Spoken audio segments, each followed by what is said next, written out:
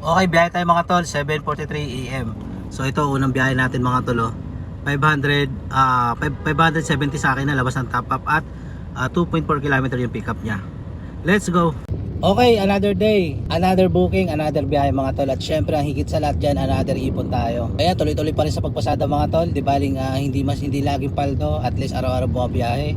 Ibibigay natin yung mga obligasyon. At higit sa lahat mga tol, nakakapagtabi tayo kahit papano ng konting savings. Napaka-importante ng savings, lalo na panahon ng kagipitan at kapighatian. Kaya mga tol, samahan nyo ako ngayong araw na to. Araw ng Miyerkules, biyahe tayo ngayong buwan ng May.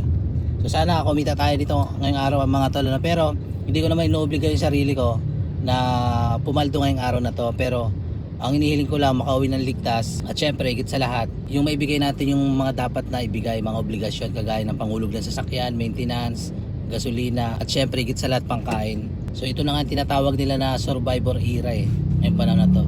Sabi nga nila, pagka grab driver ka daw, malakas kumita. Hindi ho, dito sa grab parang negosyo to Ang kita rito, akyat baba. Dahil ganun ang kitaan dito, ito yung tinatawag nila na hindi talaga kakayaman. Ang tawag dito, survival mga tol. Syempre kailangan mong i-survive ang mga pangangailangan para hindi mahatak yung sasakyan mo, hindi ka magipit kapag nasiraan, at higit sa lahat, hindi magutom ang pamilya. So ilang mga tol, balitaan ko kayo mamaya kapag na-drop off na natin ang ating passenger. Napakalapit lang na ito, sa Ortigas lang to, pero nasa 570 ang pamasahe niya sa akin. Dahil dito sa lugar namin, sa Taytay, kapag ka rush hour, pataas talaga ang demand ng book. So ilan mga tol? Time check, 8:55 mga tol. Halos mahigit isang oras din natin naihatid. So bali, nagpababa na yung pasahero natin at naglakad na lang dahil sobrang traffic mga tol. Ito 570 sa akin. Pag din-drop off kasama ang top up,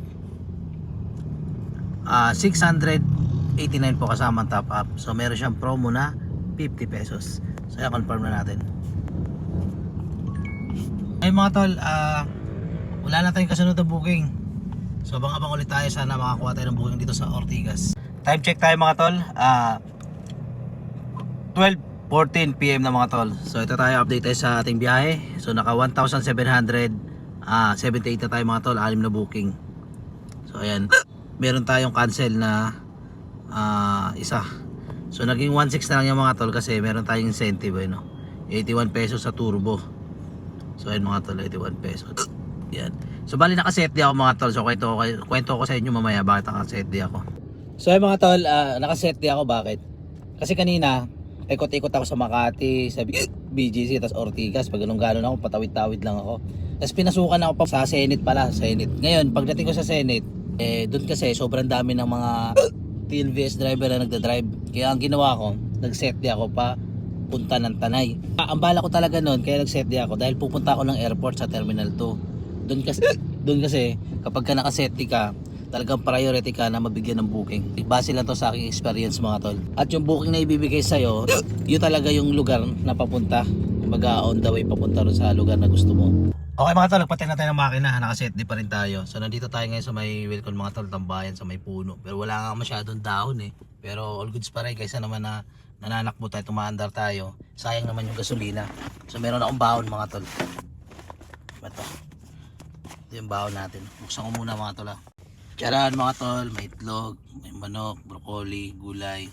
So ayan, tambay muna tayo dito mga tol habang walang pumapasok na booking. Nakaset yan pero mamaya aalisin ko rin to kapag ka wala talagang pumasok na booking. Tapos nagpatay ako ng makina, magbubukas ako ng bintana para kumain.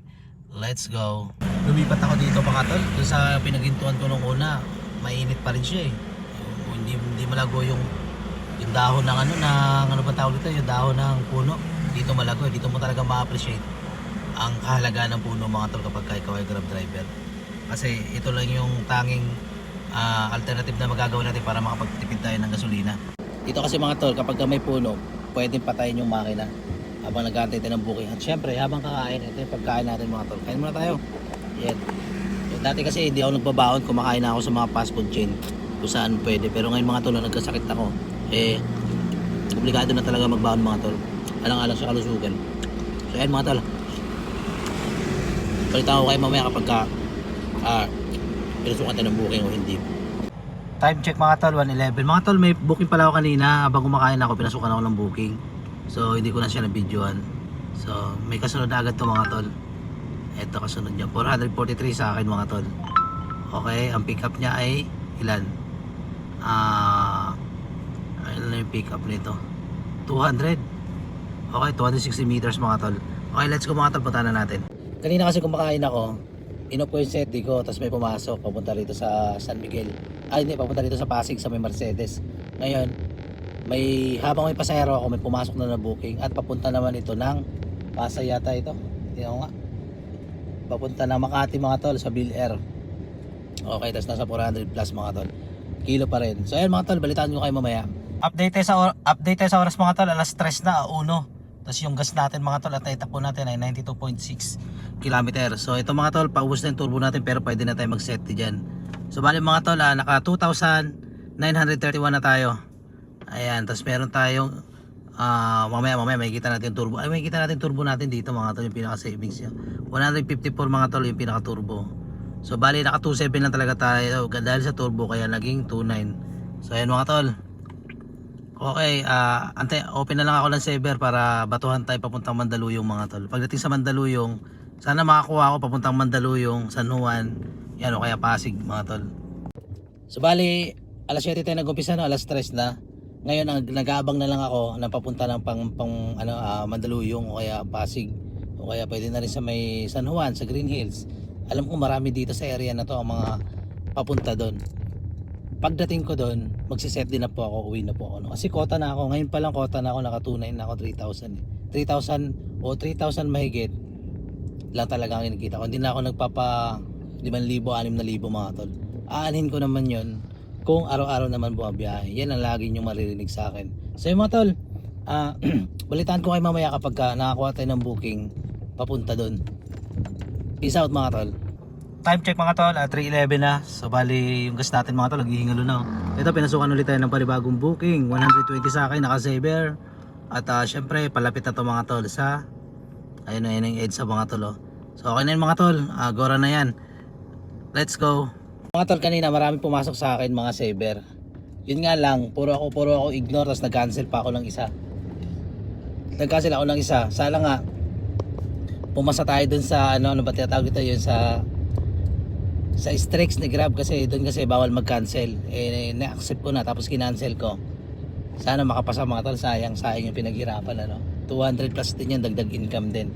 Kung iipunin mo nga yung 200 na yon sa loob ng isang buwan, 6,000 din yan mga tol.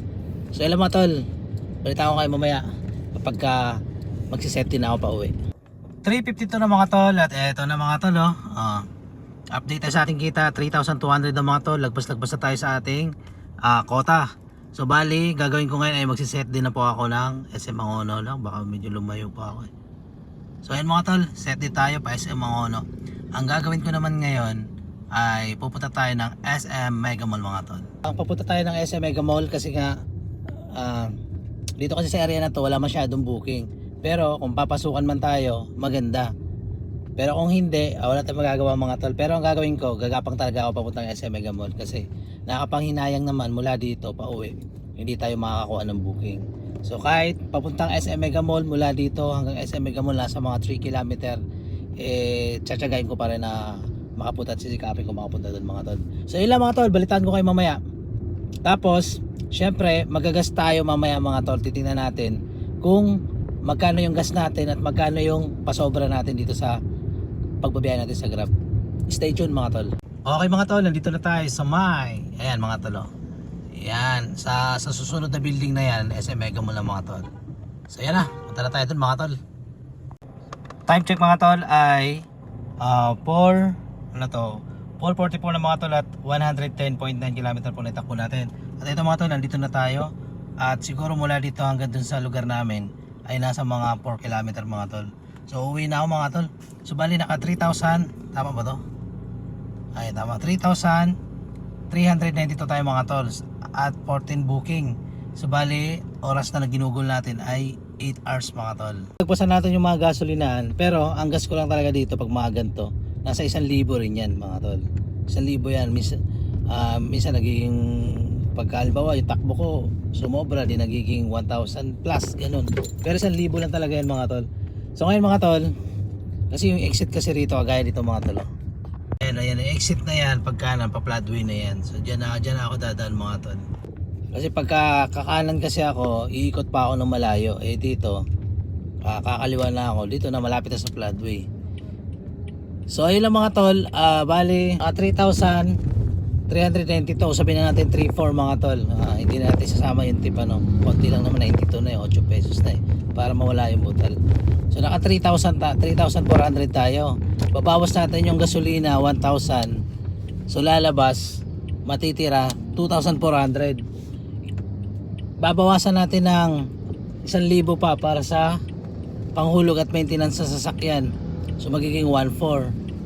Ngayon, yung 500 para sa bahay budget. So ang magiging savings natin ay 900 mga tol. Hindi pa rin lugi sa 8 oras na pagtatrabaho natin dito sa Grab. Sa kabila ng naibigay na natin ng lahat ng obligasyon, pero karoon pa rin tayo ng savings. Araw-araw kung 800 magiging savings natin o 1,000, napakalaki niyan mga tol. Yan ay savings. Ipunin natin yan after 5 years o 3 years, napakalaking halaga nun. At kapag may ipon tayo na ganong kalaki, halimbawa nakaipon tayo ng kalahating milyon o sabihin lang natin 300,000, yung pera na yan mga tol, yung 300,000 na yan, maraming opportunity na po pwede natin gawin dyan. Po pwede tayong mag-invest ng isa pang sasakyan, o kaya naman po pwede tayong magtayo ng bagong business o sumubok tayo, try natin, malay mo dun tayo doon ka mag boom, parang ganun, para hindi na magbebe dito sa Grab, tapos yung Grab magiging sideline na lang, parang ganyan. So ganun lang mga tol.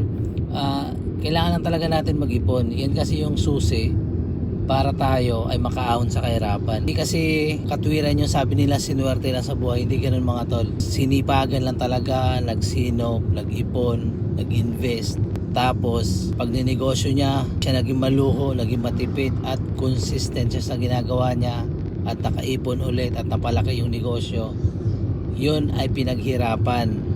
At syempre hindi naman magagawa yun kung hindi sa awa at tulong ng ating Panginoon. So siya talaga naggabay sa atin mga tol.